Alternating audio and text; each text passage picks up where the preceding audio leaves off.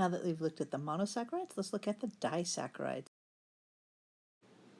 Disaccharides are two monosaccharide units that are held together by a glycosidic linkage. This is a type of linkage that holds two sugars together, and it is a type of ether linkage. The three most important disaccharides in our world are maltose, lactose, and sucrose. Maltose is composed of two glucoses joined together. Lactose is composed of glucose and a galactose, and sucrose is composed of a glucose and a fructose. The two monosaccharides in each case join together to form an ether linkage. They started as two alcohols, they become an ether. Therefore, this is a type of condensation reaction.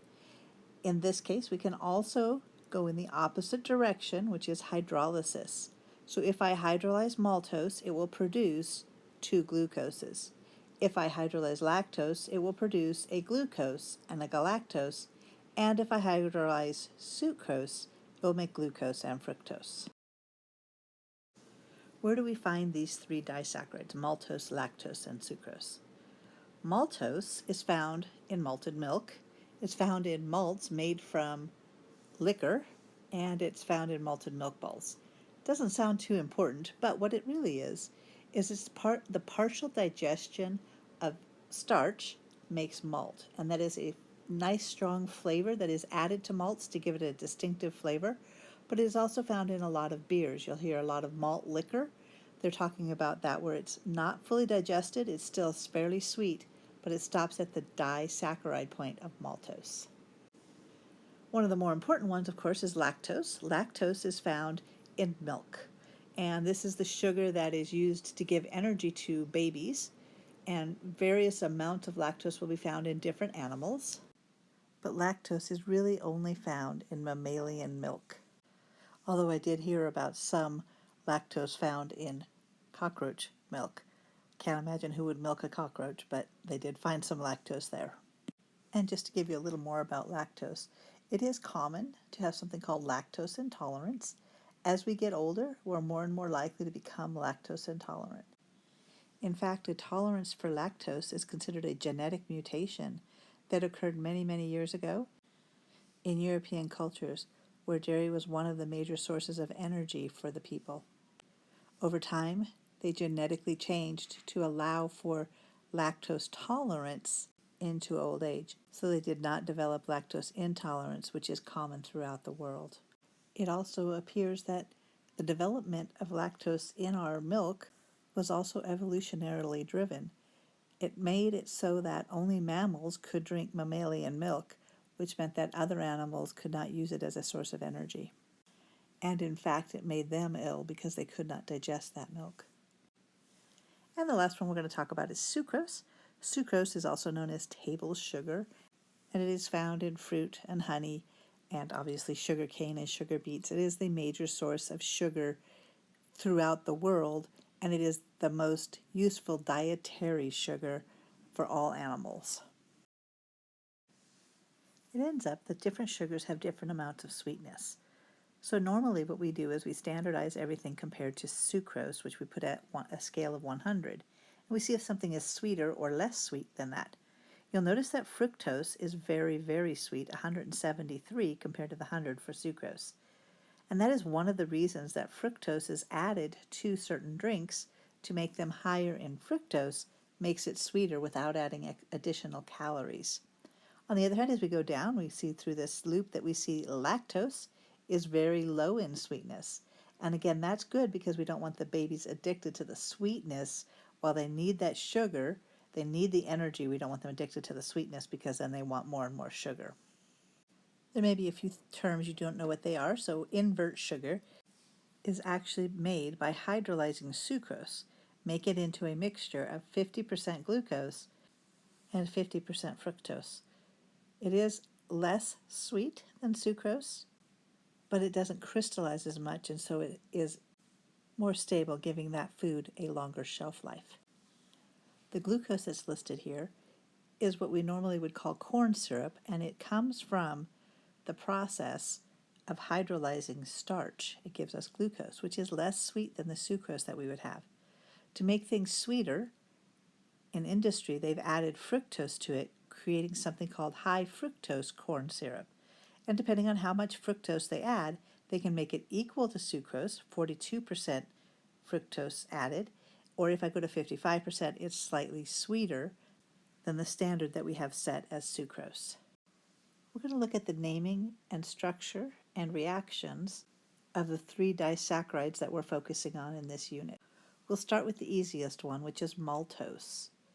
When we look at maltose, we know that it is made up of 2 glucoses, and we're going to decide whether we're using alpha or beta glucoses to make the maltose. Then we're going to identify whether the maltose is an alpha or beta maltose, and finally we're going to talk about what the link is and how we name that link in the maltose. After that, we'll talk about what happens when maltose is hydrolyzed. First, we want to look at how to number around the ring. We're going to need that later on, so I just want to do a quick review of that. So where do we start at? Remember, number 1 is the carbon that has 2 oxygens on it, where the hemiacetal has formed. So here we see carbon number 1, and then we go around the ring, 2, 3, 4, 5, and going up we have 6. And the same thing on the second ring, so we see 1, 2, 3, 4, 5, and 6. Now let's do the same thing for the maltose. We actually have 2 rings. We're going to start with ring number 1, and we're going to count around it. So we're going to start here at 1, 2, 3, 4, 5, and 6. And then on ring 2, we're going to go around it. We're going to start at the same position, 1, 2, 3, 4, 5, and up for 6. And just to remind you, when this ring formed in the monosaccharides, that ring forming bond is called a hemiacetal. We have a different one that forms when the 2 sugars are joined together, and that's called a glycosidic linkage. So here we can see the glycosidic linkage in the disaccharide. We do not have those in the monosaccharides. The monosaccharides just have the hemiacetal that forms the ring.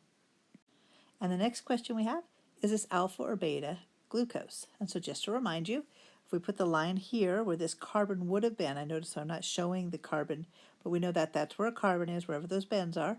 So there's a carbon here. The OH is going below the C, so that will be an alpha D-glucose. And on the second one, we have the carbon here.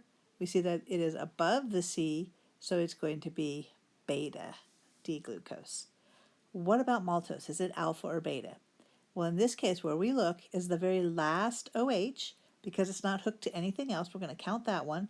We're going to put that line through the carbon, and we're going to see that the OH in this case is above the C, so this is a beta maltose. And finally, the last step to do on here is to look at the structure and decide what kind of linkage do I have. So we know it's a glycosidic linkage that holds the 2 monosaccharides together, but where are they coming from and going to? So we're going to look at the link. We're going to see where it starts.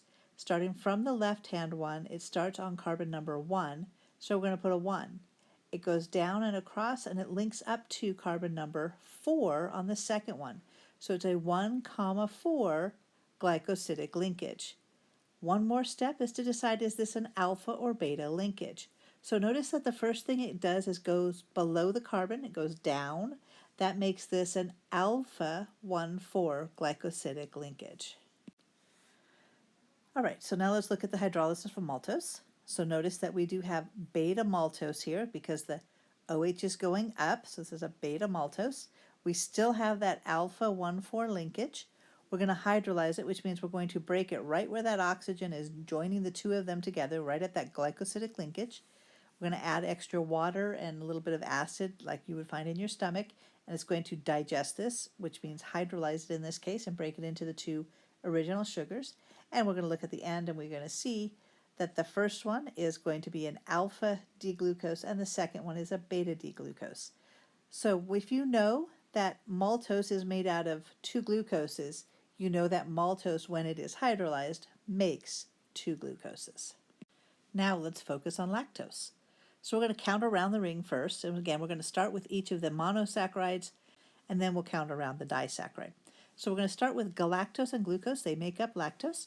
So galactose has carbon number 1 here, where the 2 O's are on the same carbon. So that's carbon 1, 2, 3, 4, 5, and 6. And on glucose, again, we're going to count around the ring. starting where the two oxygens are joined together. That carbon is carbon number 1, then 2, 3, 4, 5, and 6. And then we go around lactose, cutting it into the two parts, the two monosaccharides.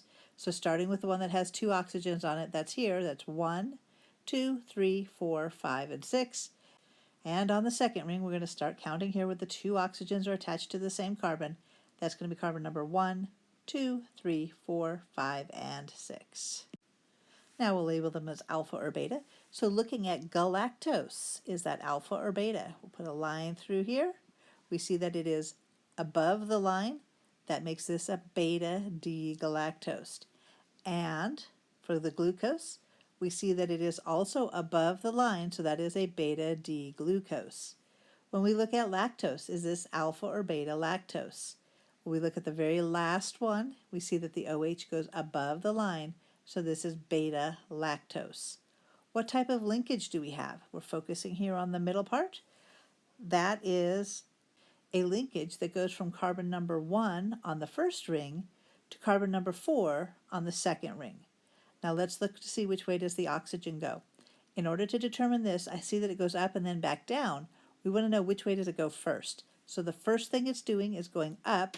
That means that this is a beta linkage. So this would be considered a beta 1,4 glycosidic linkage. And why that one's particularly important is that is the part, the fact that it's a beta linkage makes it indigestible by many people. Without the special enzyme called lactase, people cannot digest this and they get what's called lactose intolerance because it's a beta linkage. Anytime you see a beta glycosidic linkage, you're going to know that that substance is hard to digest. All alpha linkages are easily digested by the body. When we hydrolyze lactose, we can expect it to break right here at the glycosidic linkage, and because we know it is made up of galactose and glucose, we know that when it hydrolyzes, it will make galactose and glucose. And again, we'll just check to see what type of linkage we have. We have a beta 1,4 linkage. This is a beta lactose because that OH is going up at the end. And then when we look at the products, we're going to see that we have beta D-galactose and beta D-glucose, both because the OH is going up on that carbon number 1. And finally, we're going to look at table sugar, sucrose. And so we're going to start by counting around the rings. So we'll start with glucose. We're going to go 1, 2, 3, 4, 5, and 6. And notice that every time I do this, it's always that one that's connected to the oxygen. That's our number 1 carbon. It is the lowest number we can get where the aldehyde or ketone was. In glucose, this was an aldehyde, so that's where it's going to connect. Now notice in the next one, in fructose, as we go around the ring, we have that oxygen. It's connected to a carbon, and that carbon has one more carbon hanging off of it. That tells us that this is carbon number 2, and carbon 1 is the one hanging off of it. So we're going to go 1, 2, then 3, 4, 5, and we're going to go the last one up is 6, and that's your fructose. Again, it's a little harder to count around a 5-membered ring. I will not be asking you to do that. I just want you to see how it is done. So let's go ahead and count around sucrose. We're going to see that there are 2 sugars, 2 monosaccharides. So we'll go with the first one, starting where that oxygen joins the other one. That carbon is our number 1, 2, 3, 4, 5, and 6. And then on the fructose, remember it joins there, but there's a carbon hanging off. So the carbon hanging off is number 1. The joint is 2, and then 3, 4, 5, and 6 going up at the end. Now we're going to look to see if our monosaccharides are alpha or beta monosaccharides. So we'll start with glucose. Notice in this case, the OH is going down. That is an alpha D-glucose. And in D-fructose, we see that the OH at that joint, the OH is going upward, and so that one is a beta D-fructose. And now, is sucrose alpha or beta? Well, actually, that's a trick question. You can't answer that because it is neither. We see that if we look at this oxygen here, and it goes down to another oxygen, there is no OH on that one. So that is not going to be considered an alpha or beta sugar. Now we look at the second ring, which is where normally we would look at is the second ring. So normally we would look at position 2, where we would see an OH. But in this case, there is no OH on that carbon. Notice that I go up from that position, there's an ether, not an OH, And if I go down the other direction, we see there's a CH2OH, but not an OH directly attached to that carbon. So this one again is not alpha or beta as a sugar because there is no free OH on either of those positions. What kind of linkage do we have? Well, if we're counting around this ring, we're going from carbon number 1 in ring 1, and we're going to carbon number 2 in ring 2. Is this going up or down? Looking from ring 1, it is going down, making this an alpha 1,2 glycosidic linkage. But because of the way this is joined together, there is no free OH at the end. It's difficult to tell which is ring 1 and which is ring 2. So we can actually count it the other direction, which says linking from the bottom ring to the top ring is now going from carbon 2 of the bottom ring to carbon 1 of the top ring. So this is a 2,1 glycosidic linkage. And is this alpha or beta? Well, looking at it, it's going up from carbon 2, so we're going to call that a beta linkage. So that would be a beta 2,1 glycosidic linkage. So in the case of sucrose, it is both alpha 1,2 and beta 2,1. Doesn't matter which one I choose. It is literally both, so they are both true, and they would both be correct, and I won't ask it on an exam. But in our body, can we digest this? Yes, we can, because we have the alpha linkage. All of the alpha linkages ones are digestible. The beta one isn't, but it doesn't stop the alpha one from being digested. And finally, let's look at the hydrolysis of sucrose. When sucrose is hydrolyzed, it breaks right here at that oxygen, breaks into its two parts. It'll turn into glucose and fructose, and again, the standard forms. In this case, we'll make an alpha D-glucose and a beta D-fructose.